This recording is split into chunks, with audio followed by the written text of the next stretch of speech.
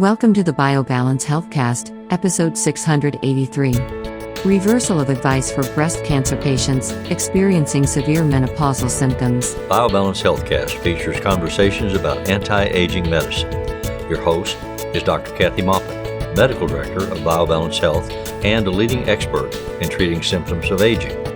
Dr. Maupin is the author of The Secret Female Hormone, the seminal work about testosterone replacement therapy for women, and Got Testosterone, the award-winning book for men that helps men choose the most effective and safe form of testosterone replacement. These books are available on Amazon or from Dr. Maupin's office at BioBalance Health in St. Louis and in Kansas City.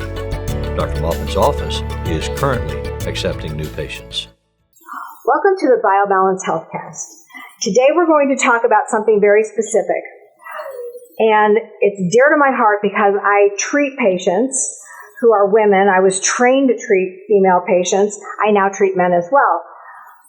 But taking care of women is deep in my heart. And I want to take care of women like I would want to be taken care of. And I do that with men too, but I'm not a guy. So in any case, I want to take care of patients like I would like to be taken care of. And that means telling my patients all the newest data about a situation that might change their treatment plan.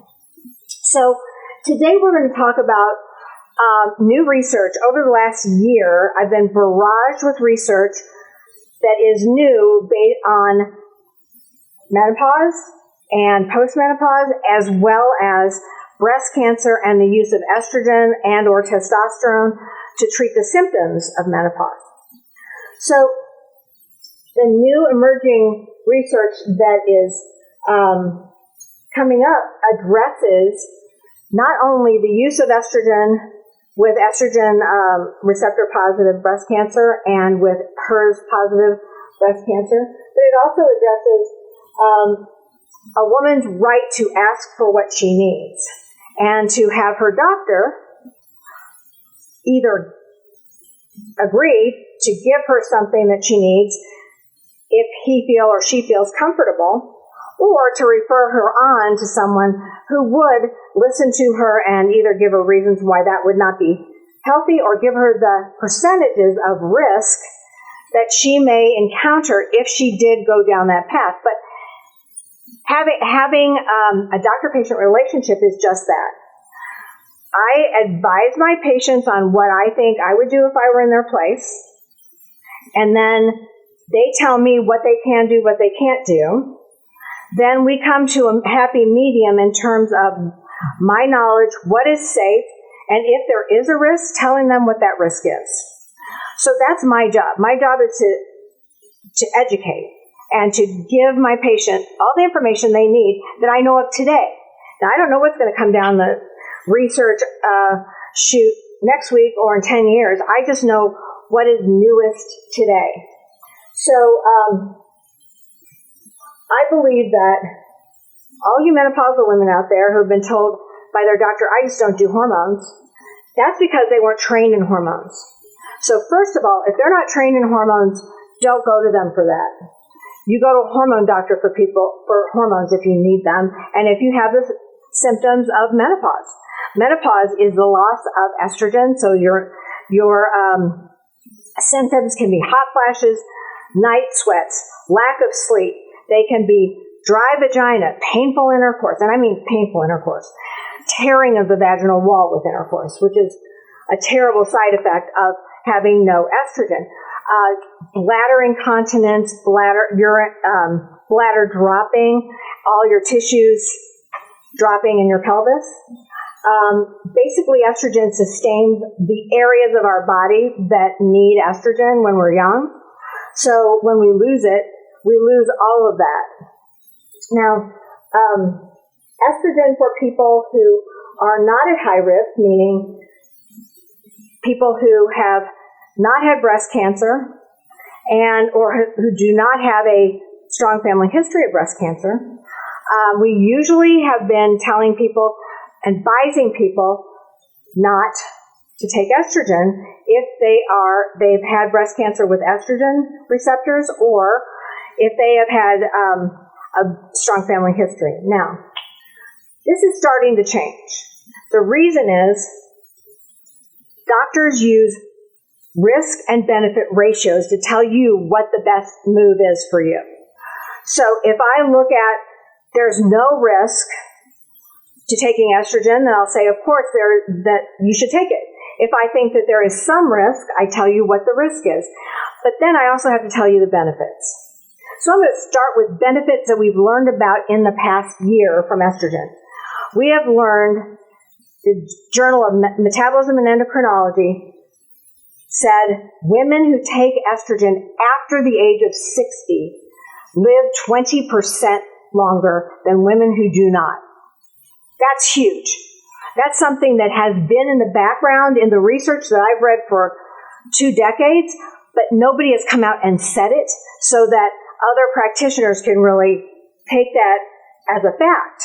So that is the result of a study that was described in the Journal of Metabolism and Endocrinology. So that's important. They don't treat menopause, however, and that doesn't get to the GYN.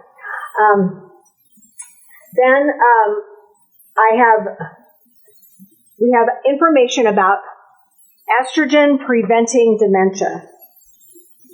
Dementia is what really gets us when we're women, especially women, when we're older. We don't have estrogen, and it does speed up dementia if you don't have estrogen and you're not replaced with estrogen after menopause. So a benefit of estrogen is to keep you from having dementia. That's big. So now the benefits are starting to go up and the risks are starting to go down.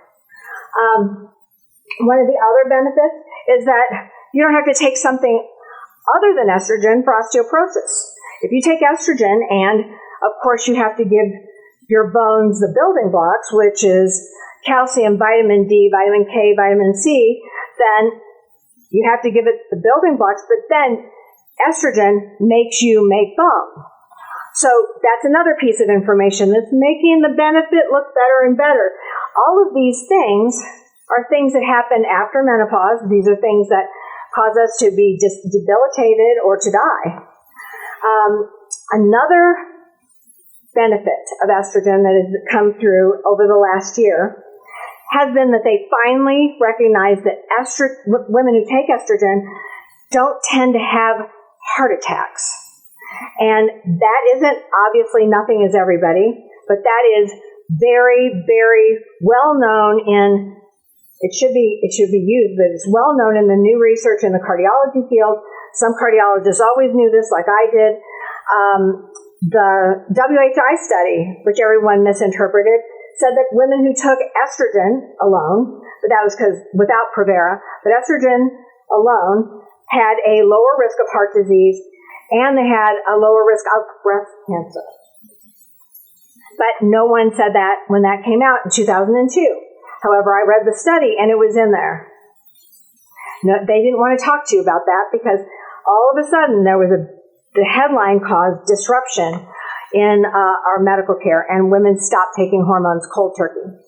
And they then put themselves at risk for these other diseases. So if a patient comes to me and she doesn't have any risk factors that have to do with breast cancer or uterine cancer, I can say without a doubt, you are, and I have said without a doubt for 20 years, estrogen helps you live longer, keeps your brain healthy, it keeps your bones healthy, it keeps you thinking, it keeps you from having heart attacks. The benefits outweigh the risks drastically.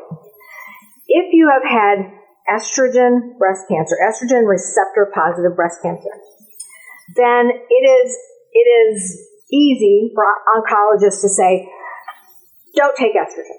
Estrogen is not good for you. Well, okay, they don't want a recurrence and you don't want a recurrence. However, there are certain types of breast cancer and certain types of cell types. Like if you had HER-positive breast cancer, but you didn't have estrogen-positive breast cancer, you can still take estrogen. If you had breast cancer 20 years ago and you've had treatment for the breast cancer, then there's very little risk in giving you estrogen. And the risk of not giving you estrogen is all those diseases we talked about, plus the symptoms, the hot flashes, the insomnia, the inability to think, bone breakage. I mean, we always worry about having a broken hip when we're old because that might be the last thing we ever have, and we may die after that. So that's a huge deal. But the risk of having breast cancer has drastically decreased. Not the risk, but the risk of dying from breast cancer has drastically been reduced in the last 10 years. Most women who have breast cancer find it early, and it is treated, and they live. They go through the treatments that are necessary, but they treat the breast cancer, and then after that, nobody does anything for their hormone symptoms. That is just standard that everybody washes their hands of these people. These women need help. I mean, they feel terrible. So my answer has always been up to this point, and earlier than this, I mean, that testosterone can decrease the hot flashes. Testosterone can decrease the insomnia, helps you sleep. Testosterone can help the vagina be stretchier and somewhat wetter. It's not as good as estrogen, but it's still good. And for these patients who have either estrogen positive or HER positive, and who are told they can't take estrogen, the HER positive, I tell them, well, let's start with testosterone. Let's relieve some of your symptoms and make you feel better and make you think better and make you able to actually do your job. And testosterone also helps prevent heart disease, communicable diseases. It helps keep you younger. It helps your bones. It helps your muscles. Testosterone. That's what does it. So you have to keep all of these systems in line if you want to age in a healthy fashion. So if breast cancer was cured and didn't get you, then the treatment of not giving you any hormones afterwards might. So I try to compromise so that I don't have the oncologist calling me and yelling at me. But that's not the issue. The issue is I have to tell the patient what her risks are of taking testosterone, which are none in terms of breast cancer or uterine cancer. It doesn't have anything to do with it.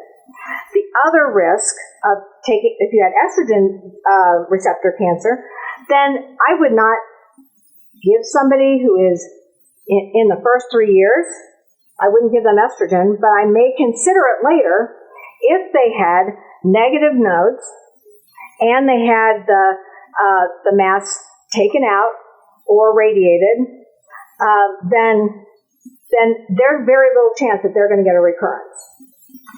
The risks of radiation are high. There's other cancers that can happen. So radiation is not without risk, but this is something that you have to know all the risks. You have to know the risks of doing something and the risks of not doing something. I find that patients come in terrified, but desperate. They're desperate for relief for their symptoms, and they're desperate so that they can live longer, but they're also terrified because their doctors have terrified them. I have people who don't have breast cancer that are terrified of bioidentical hormones. These are people who are not educated in bioidentical hormones. They know nothing about it. The last 20 years of physicians, if your physician was in training in the last 20 years, there was no teaching about hormones because WHI study scared the OBGYN community, and so no one gave estrogen.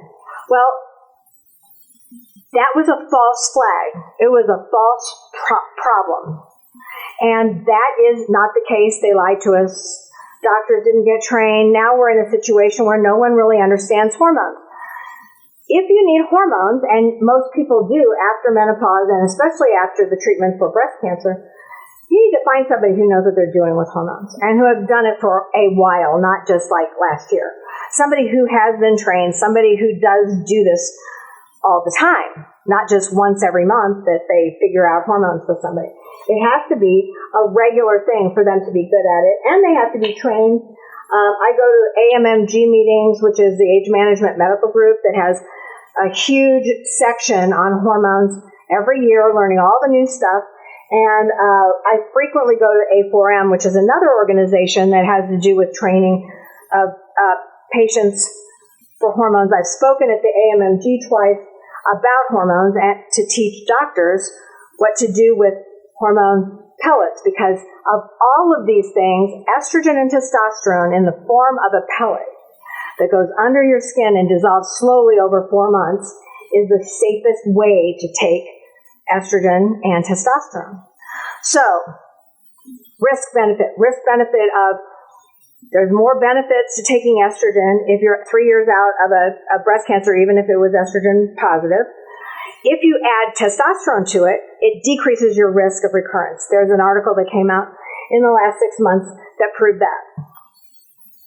That's great because testosterone decreases your risk of all cancer.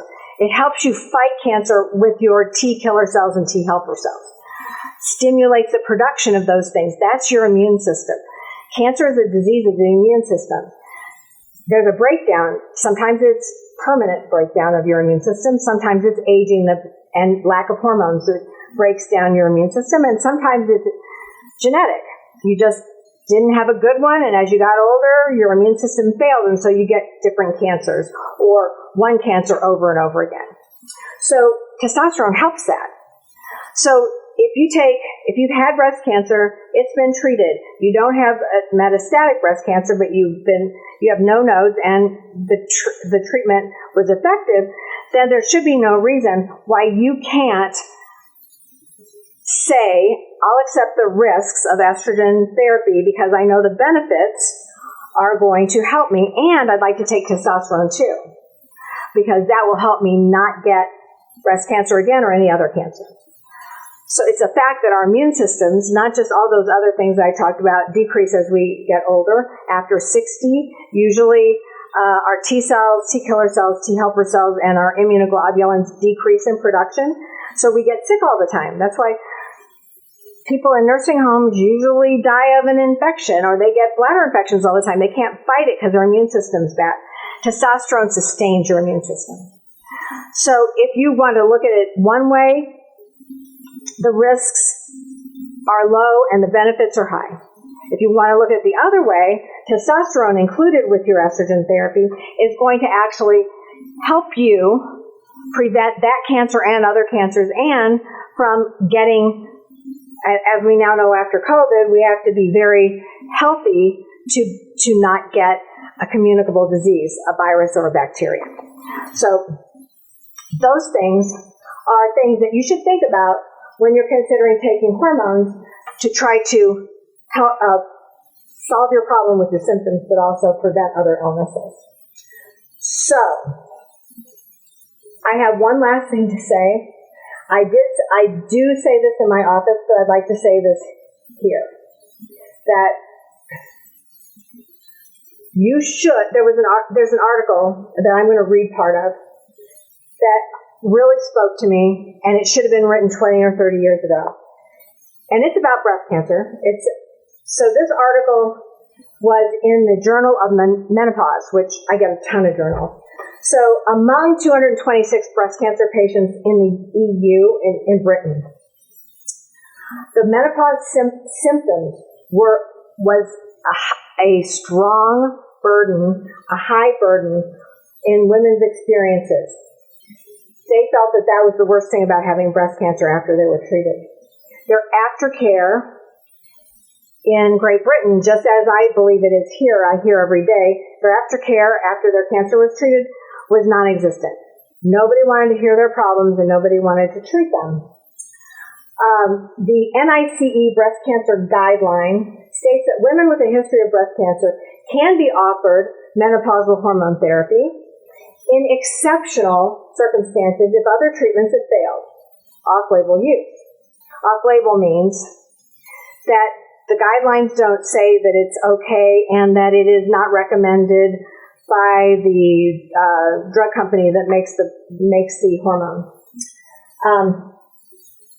However, NICE does not define the word exceptional circumstances and decides who gets it and who doesn't get it. So, why should we have to have exceptional circumstances to be able to accept a risk that may not be that high and get a lot of benefit from estrogen as our own treatment? It says up to 50% of breast cancer survivors, especially those with debilitating menopausal symptoms, may choose to accept a small increase in risk in exchange for an improved quality of life and or to mitigate the future health risks that we now know about associated with chronic estrogen deficiency. And I listed all of those. Allowing women to have menopausal hormone therapy only in exceptional circumstances undermines patient autonomy and limits a clinician's ability to integrate clinical knowledge and judgment with the best current available evidence. All of the guidelines that have been written, all of the things that your doctor reads they should do is over 10 years old, maybe even 20 years old. Research is coming out all the time, and that's part of being a doctor. You read the research and you apply it clinically. So, doctor's job is to use judgment with the best currently available evidence. Clinicians have a legal and ethical responsibility to patients to make informed treatment choices, give you options. Find a doctor you can make an informed decision with that is based on the latest research. I don't want you to suffer. I believe that I would make the choice to continue taking estrogen and testosterone if I had breast cancer and it was treated. I would take testosterone the whole time because that doesn't do anything but help me, and I've been on it since I was 47, and for me, it is a vital hormone.